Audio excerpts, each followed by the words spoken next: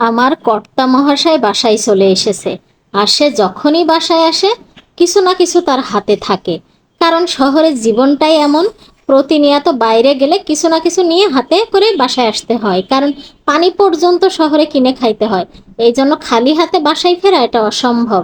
যাই হোক, আজকে কে নিয়ে আসছে দেখেন, সিজনাল ফল, কাঁঠাল আর হচ্ছে লিচি। আমরা ফার্স্ট এই বছর কাঁঠাল খাবো, এখনো পর্যন্ত মুখে দেয়নি। এই ফার্স্ট কাঁঠাল খাচ্ছি, আর লিচু আল্লাহর রহমতে খেয়েছি। কারণ আমরা সিজনাল ফলটা প্রচুর খাই। যেহেতু ফরমালিন মুক্ত থাকে যখন প্রচুর ওঠে, এই সময়টা সিজনাল দেশি ফলটা খাওয়া হয়। তো যাই হোক, যখন নিয়ে আসছে এখনো এবছর খাইনি।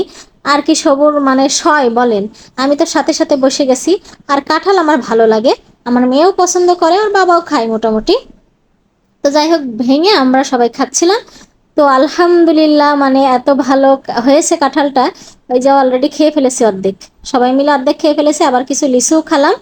তো দেখা যায় বেশিরভাগে কাঁঠাল কিনলে না খুব বেশি ভালো হয় না, ঢাকা শহরে কাঁঠাল ভালো হয় না, হয় খাওয়া যায় না, পানি থাকে বা ফুলও থাকে এরকম।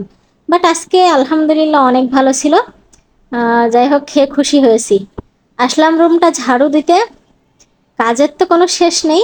আর এখন যেহেতু মেয়ে একটু স্কুলে দেই, আবার ওর বাবার কাছে একটু পড়তে দেই, তো আমি না সময় করে উঠতে পারি না যে কখন কি কাজ করব।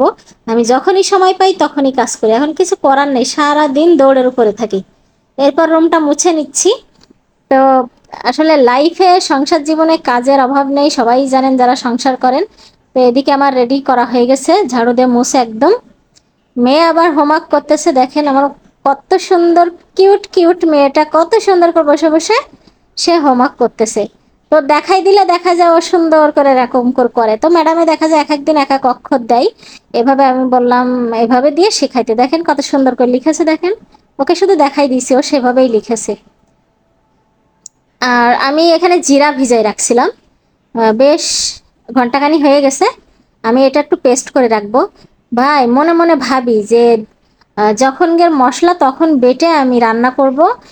এই রান্নাটা যে কী স্বাদ হয়, বিশেষ করে শিলপাটায় বেটে। কিন্তু বিশ্বাস করেন সেটা শুধুমাত্র কল্পনাই।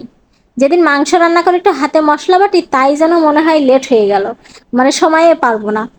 আর হচ্ছে এটা তো প্রতিদিন বেটে খাওয়া, এটা তো কল্পনার বাইরে। তাই এত কিছু চিন্তা না করে ওই ফ্রোজেনটাই মানে খেতে হবে, ব্লেন্ডারেরটাই খেতে হবে, কিচ্ছু করার নেই। তো আমি বেশি করে জিরা নিয়ে এসে বেটে আমি এই যে এইভাবে করে ফ্রোজেন করে রাখবো। এই যে আগে আদা রসুন ফ্রোজেন করছিলাম, সেগুলো আমি ওই যে হচ্ছে জিপলক ব্যাগে রেখে দিই এভাবে। আর এখন আবার হচ্ছে জিরাগুলো করবো, তো আমার আরও আদা রসুন আছে, এগুলো অল্প কিছু এভাবে কিউব করেছি, সবগুলোই করা লাগবে। তো জীবনটাই আমাদের এমন, চাইলেই ভালো খাবার, চাইলেই ভালো কিছু করতে পারবেন না, সময় পাবেন না। বিশেষ করে শহরের মানুষ এত দৌড়াদৌড়ি করে বাচ্চাদের পিছে, সময়ের অভাব হয়ে যায়। যাই হোক, মেয়েকে একটু হরলিক্স খাওয়াবো। এই ছিল আমার আজকের ভিডিও, কেমন লেগেছে